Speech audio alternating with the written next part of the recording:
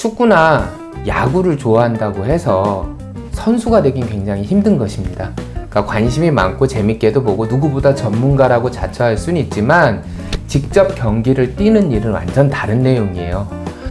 그럼 부동산 선수가 되기 위해선 무엇을 준비해야 될까요? 오늘은 그 얘기를 해보려고 합니다. 안녕하십니까, 부테크TV의 서성혁입니다. 제가 지난번 영상에서 이제 다음에 저희가 소개해드릴 내용은 이제 부동산으로 성공한 20%의 사람에 대한 얘기를 해보겠다고 했습니다. 부동산으로 성공하고 싶은 사람 굉장히 많죠. 투자의 가장 확실한 선택 중에 하나가 부동산입니다. 안전적인 이유가 가장 크겠죠. 그런데 이제 요즘 각종 영상을 보면 대책 때문에 그런 것도 있고 빠르게 이제 급변하는 부분도 있겠지만 부동산 투자를 성공하기 위해서 어디에라 투자를 해라, 그리고 무엇이 대세다, 뭐 이런 영상들은 상당히 많아요.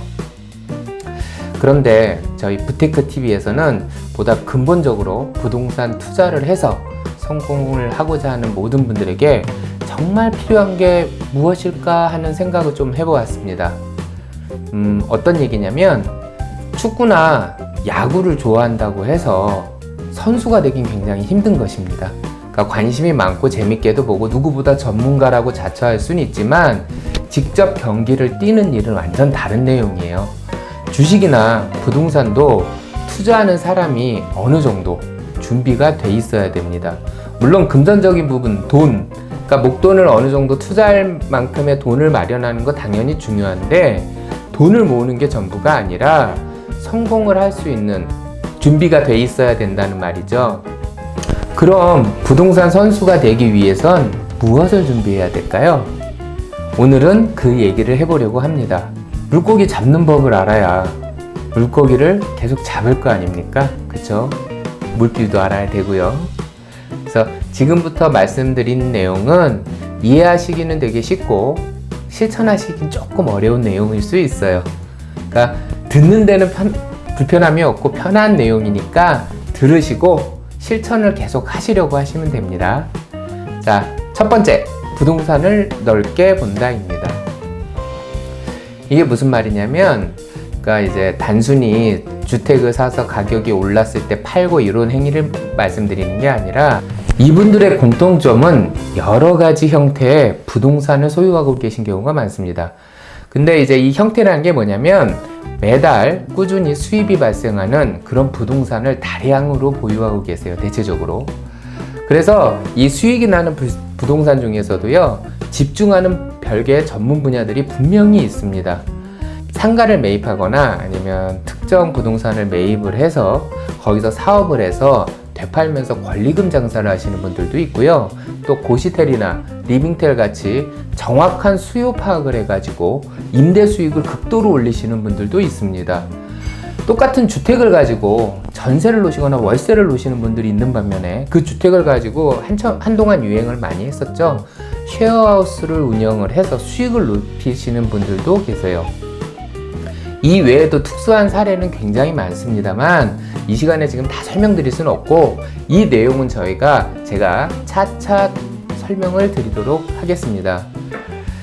이분들의 공통점은 이거예요. 주로 월 수익률이 몇 프로가 나오느냐, 연 수익률이 몇 프로가 나오느냐, 주로 이것들을 보시는 분들입니다. 이분들은 서울만 고집한다? 그러지 않습니다.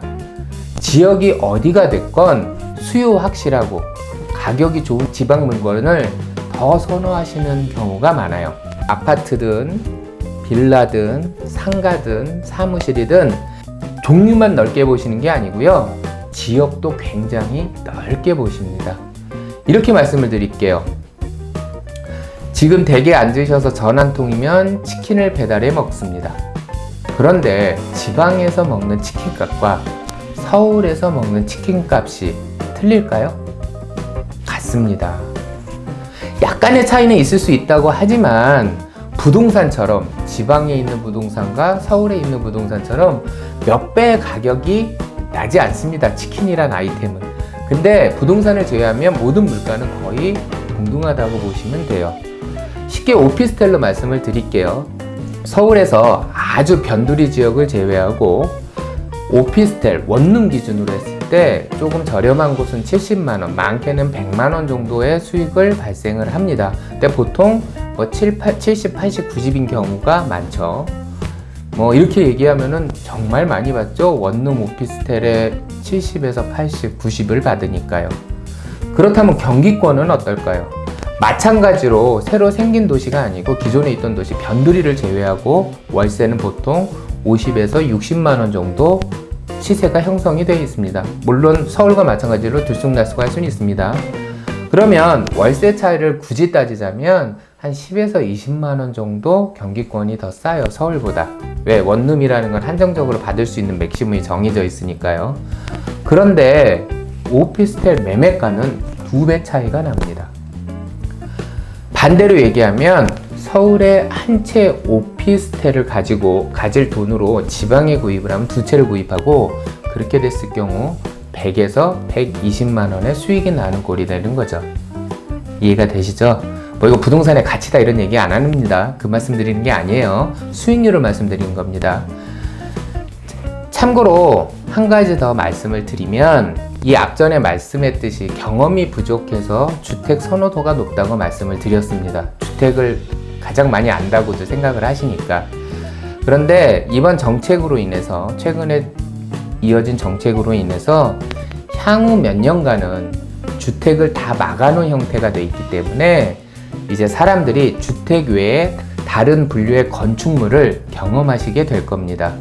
그러니까 이제 건축물로 분류되는 부동산을 경험하게 되시는 거죠. 그러면 아까 제가 바로 전에 말씀드렸던 것처럼 여러 가지 수익률을 높이기 위한 부동산이 조금씩 체험을 하시게 될 거예요.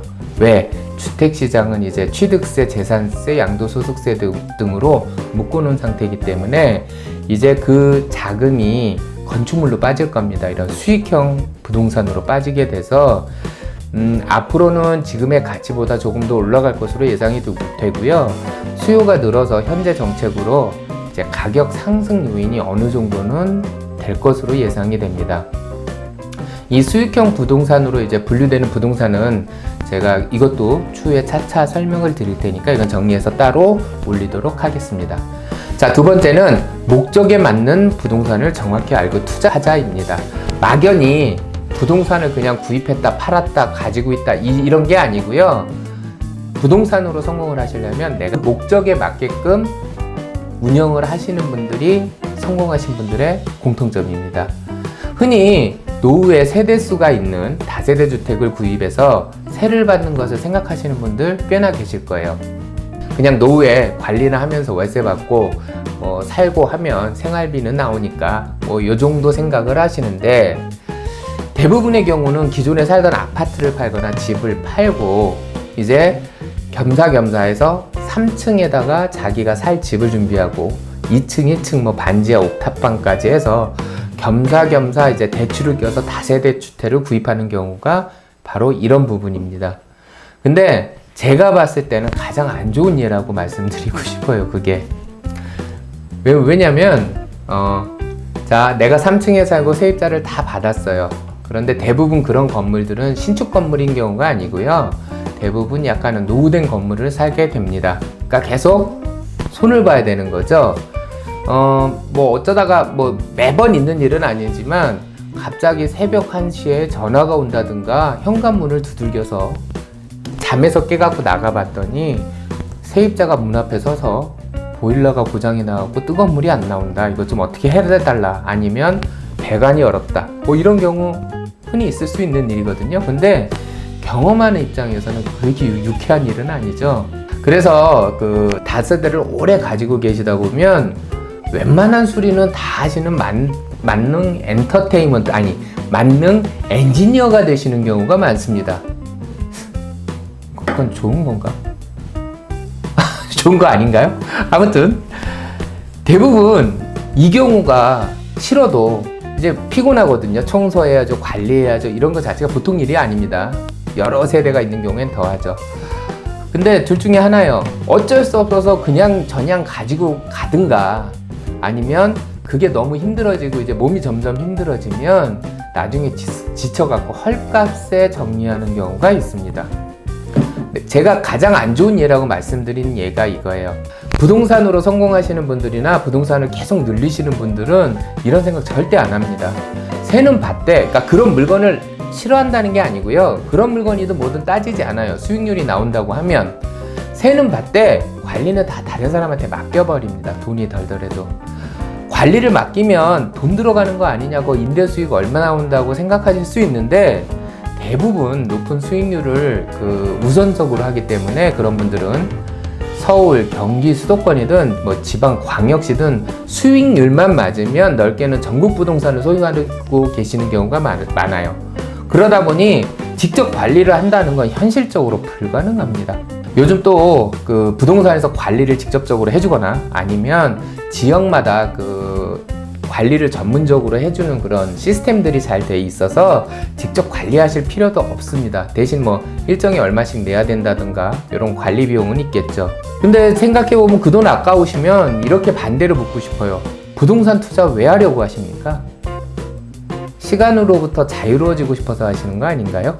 그리고 부동산 투자 자체가 투자처를 계속 늘려감으로써 불로소득을, 일을 안 하는 불로소득을 늘리는 게 목적인데, 좀 전에 말씀드린 내가 다세대 주택 사서 3층 살고 관리하는 순간 그건 불로소득이 아니라 근로소득입니다. 부동산을 투자하는 게 아니고 취직을 하는 거나 자영업을 시작하는 꼴밖에 안 됩니다. 그러니까 거기에 얽매이게 됩니다. 그래서 제가 말씀드린 게 목적에 맞는 부동산을 정확히 알고 투자하자 이겁니다. 이게 말로 듣기 쉬운데 이걸 이제 망각하시는 경우가 있어서 말씀드립니다.